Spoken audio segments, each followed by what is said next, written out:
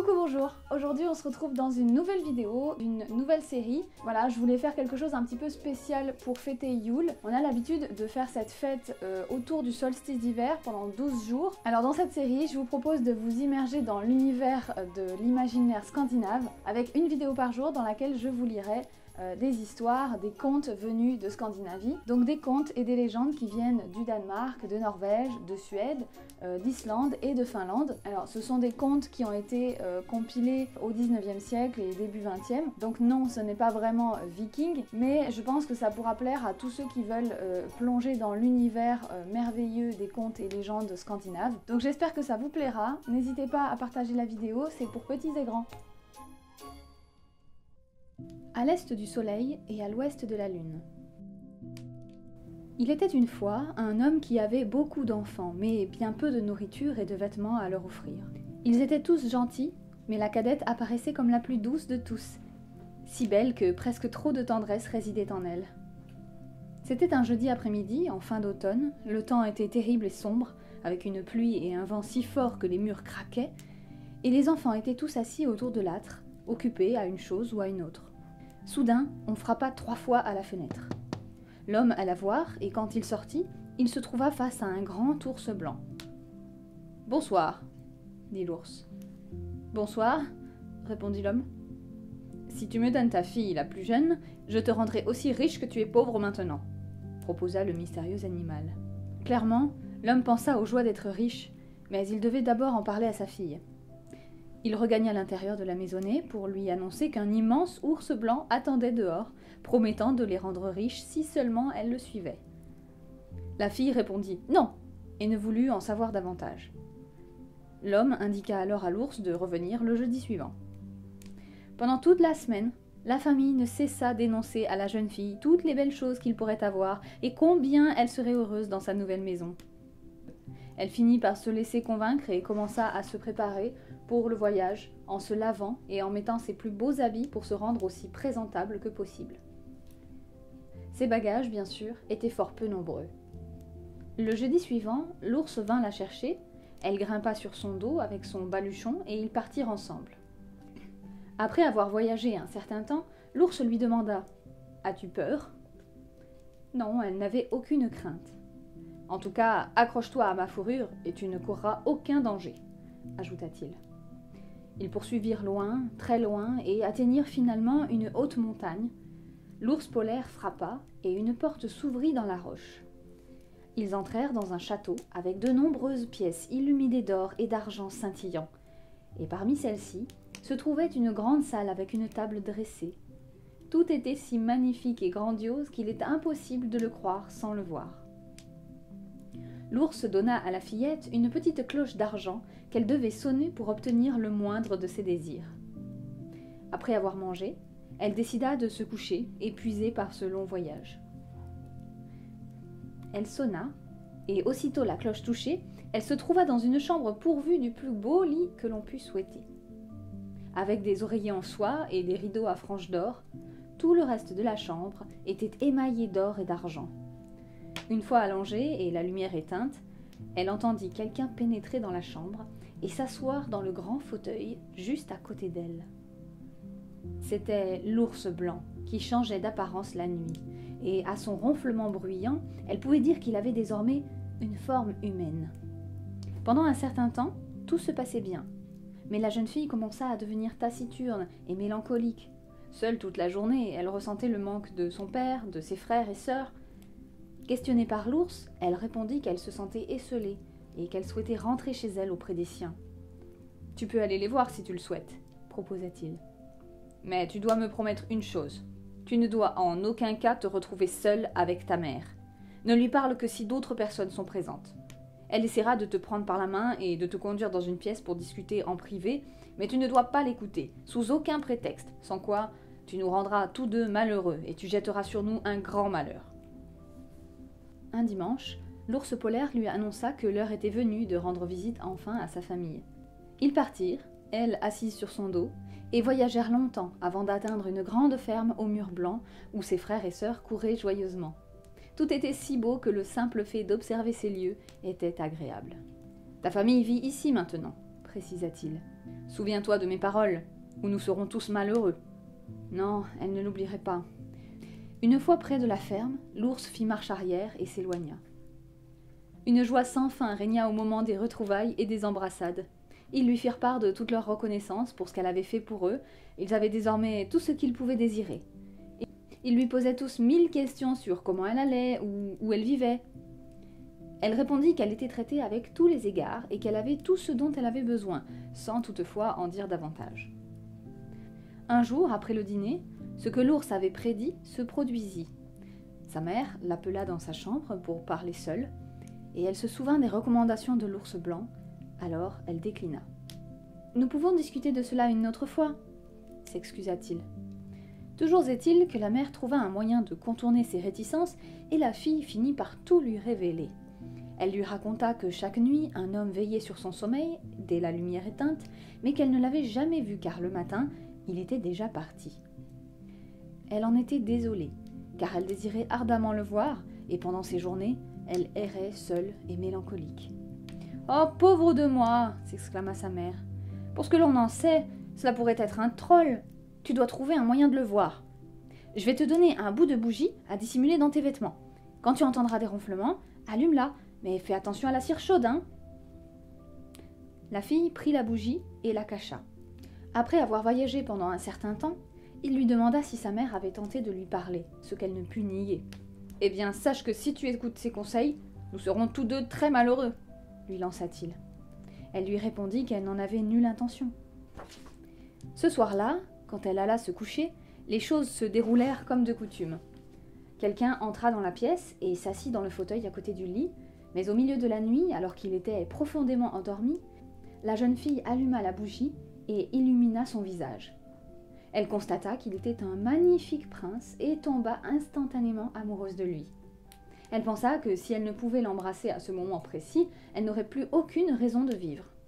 Ainsi, elle se pencha, mais 3 gouttes de cire chaude tombèrent sur lui et le réveillèrent. « Qu'as-tu fait » cria-t-il. « Maintenant, par ta faute, nous serons malheureux pour toujours, car si tu avais attendu patiemment 1 année, j'aurais été sauvée. Ma belle-mère m'a jeté un sort, et je suis un ours polaire le jour et un homme la nuit. Mais maintenant, tout est perdu. Je dois retourner auprès d'elle, qui vit dans un château plus loin à l'est que le soleil et plus loin à l'ouest de la lune. Et là-bas, je dois épouser une princesse avec un nez de 2 yards de long. » Elle éclata en sanglots, mais cela ne servit à rien. Le prince se retira. Elle le supplia de l'emmener avec lui, mais c'était impossible. « Si tu me dis le chemin à parcourir, je te retrouverai. Puis-je au moins faire cela ?» lui demanda-t-elle. Oui, elle pouvait essayer, fut la réponse, mais aucune route ne menait à cet endroit.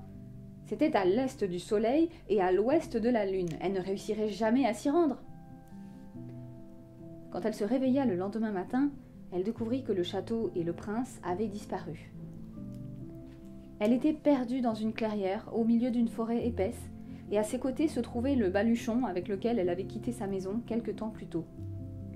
Après avoir frotté ses yeux remplis de larmes, elle se mit en route et marcha pendant de très nombreux jours pour arriver finalement à une montagne.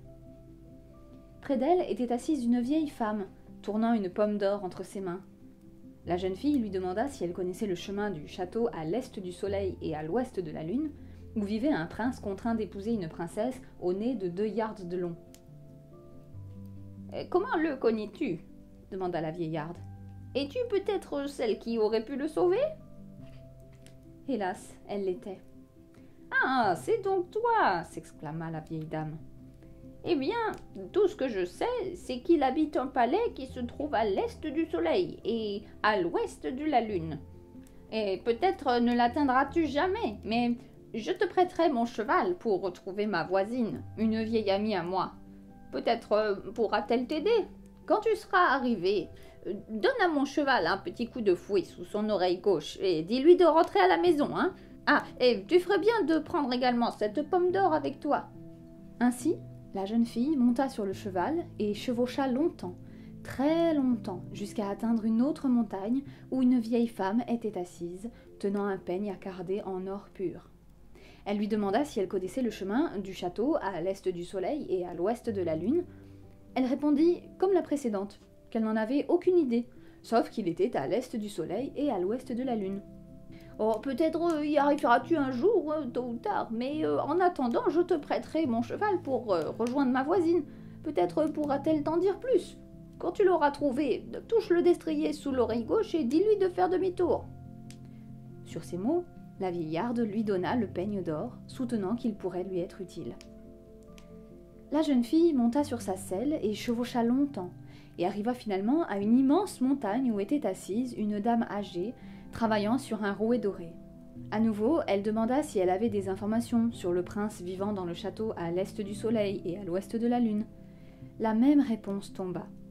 « Oh, es-tu celle qui aurait pu le sauver ?» Eh oui, c'était bien elle. Mais cette troisième dame ignorait elle aussi le chemin. Le palais était à l'est du soleil et à l'ouest de la lune. C'est tout ce qu'elle savait. « Peut-être le trouveras-tu un jour, tôt ou tard, mais en attendant, je te prêterai mon cheval pour aller le demander au vent de l'est. Peut-être pourra-t-il t'y conduire.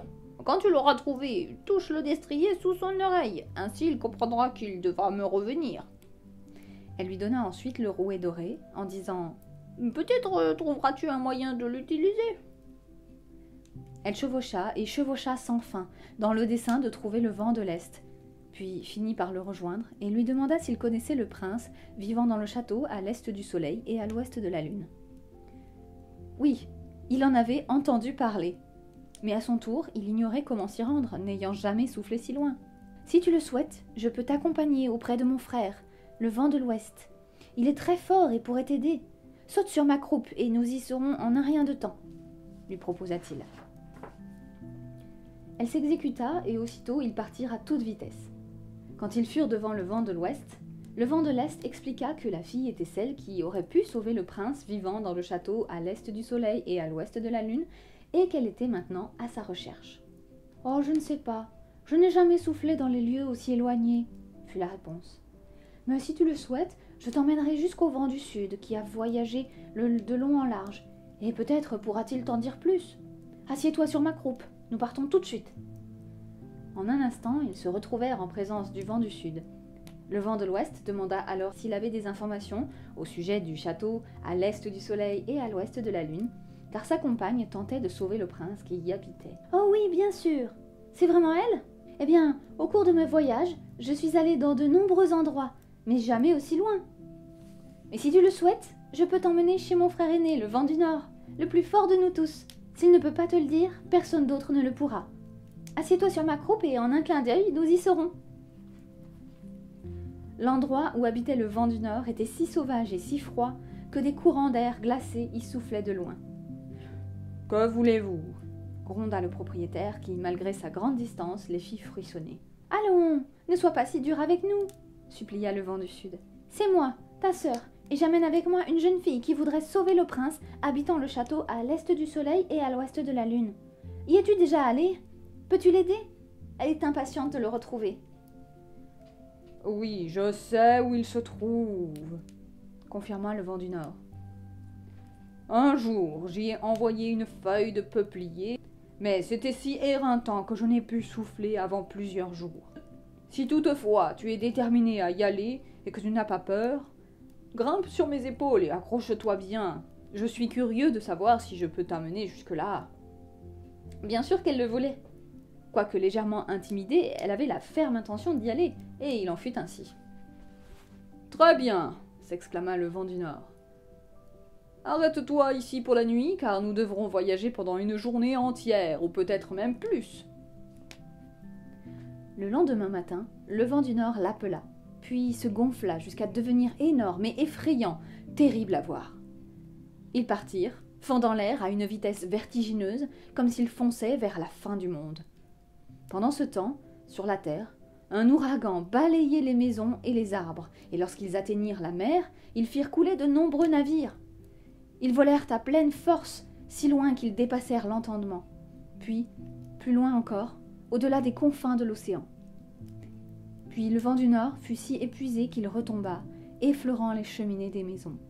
« As-tu peur » demanda-t-il à sa passagère. « Non » répondit-elle, en rien effrayée.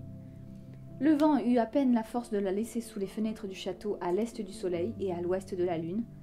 Harassé, il allait devoir se reposer un long moment avant de pouvoir repartir.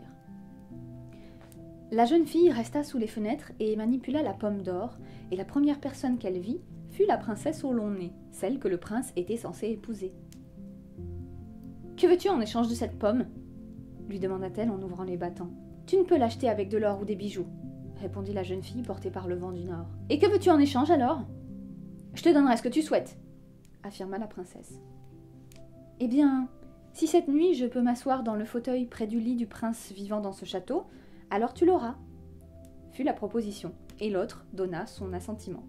La princesse obtint donc la pomme d'or, mais lorsque la jeune fille entra dans la chambre du prince cette nuit-là, elle le trouva profondément endormi. Elle l'appela et le secoua, elle pleura même et le supplia, sans toutefois parvenir à lui parler, ni même à le réveiller. Le lendemain, dès l'aube, la princesse au long nez entra dans la chambre et la congédia. Plus tard, ce même jour, la jeune fille s'assit à nouveau sous les fenêtres du palais et commença à carder la laine avec le peigne d'or. Et la même scène que la veille se reproduit. La princesse lui proposa de l'acheter, l'autre lui répondit qu'elle ne pouvait pas l'avoir avec de l'or, mais si elle la laissait veiller sur le prince cette nuit-là, elle le lui céderait volontiers. Lorsqu'elle arriva dans sa chambre ce soir-là, elle le trouva de nouveau endormi, et malgré les secouements, les larmes et les appels, elle ne put le tirer de son sommeil. Il était si profondément endormi qu'il semblait mort, et au matin, la princesse au long nez entra et la renvoya une seconde fois. Enfin, la jeune fille regagna sa place sous les fenêtres, cette fois en utilisant le rouet d'or, et la princesse le voulut également. Elle ouvrit les battants et demanda ce qu'elle voulait en retour. La demande était toujours la même, s'asseoir dans le fauteuil à côté du prince endormi. Dans la chambre voisine de celle du prince, quelques bons chrétiens avaient été emprisonnés, et 2 nuits de suite, ils avaient entendu les cris et les pleurs d'une fille qui appelait le nom du prince. Ainsi, ils le lui signalèrent. Ce soir-là, lorsque la princesse lui apporta à boire, il fit mine de vider le calice, mais en versa le contenu par-dessus son épaule, soupçonnant la présence d'un puissant somnifère. Aussi, lorsque la jeune fille entra dans sa chambre, cette nuit-là, elle le trouva enfin réveillé et lui raconta ses aventures pour le retrouver. « Tu es arrivé juste à temps, » expliqua-t-il, « car demain c'est le jour de mon mariage avec la princesse. Je ne veux pas épouser cette femme au gros nez, et toi seul peux me sauver. Je dirai que je souhaite mesurer l'habileté de ma future épouse et lui demanderai de laver la chemise avec les 3 gouttes de cire. Elle essaiera sans savoir que c'est toi qui l'as taché, car ce tissu ne peut devenir propre que par le travail de mains chrétiennes, et non celle des trolls de ce lieu. J'annoncerai que je n'épouserai que celle capable de laver la chemise, et nous savons tous deux que c'est toi. » Ce plan les rendit confiants et heureux, et ils passèrent la nuit à parler de l'avenir radieux qui les attendait. Le lendemain, juste avant la cérémonie, le prince annonça « Avant de me marier, je veux voir de quoi est capable ma future femme. » La belle-mère donna son consentement. « J'ai ici une belle chemise que j'aimerais utiliser pour le mariage, mais il y a 3 taches de cire très tenaces. J'ai juré d'épouser la femme qui pourrait les éliminer, et si elle ne peut y parvenir, cela signifie qu'elle n'est pas la bonne pour moi, » expliqua-t-il, et la belle-mère approuva l'épreuve. La princesse au long nez commença à frotter de toutes ses forces, mais plus elle essayait, plus les taches devenaient grandes. Les autres trolls essayèrent également, mais elles ne firent que la salir davantage, au point qu'au final, l'habit semblait sortir d'une cheminée pleine de suie. « Vous n'êtes que de bonnes à rien, vous toutes !» s'exclama le prince. « Je parie que la pauvre fille qui se tient sous les fenêtres du château peut faire mieux que vous toutes réunies. Entre, chère demoiselle !» l'appela-t-il. Sans hésiter, elle accourut. « Peux-tu laver cette chemise ?» lui demanda le prince. « Eh bien, je l'ignore, mais je peux tenter, » répondit-elle humblement. Dès qu'elle plongea le tissu dans l'eau, il devint immédiatement plus blanc que neige, si ce n'est plus. « Ah, tu seras ma mariée !» déclara le prince. La vieille marâtre brûla de rage et se réduit en cendres, et la princesse au long nez, ainsi que les autres trolls à sa suite, durent faire de même, car personne ne parla plus jamais d'eux. Les 2 amoureux libérèrent toutes les personnes emprisonnées dans le château et prirent tout l'or et l'argent qu'ils purent emporter, quittant pour toujours ce lieu à l'est du soleil et à l'ouest de la lune.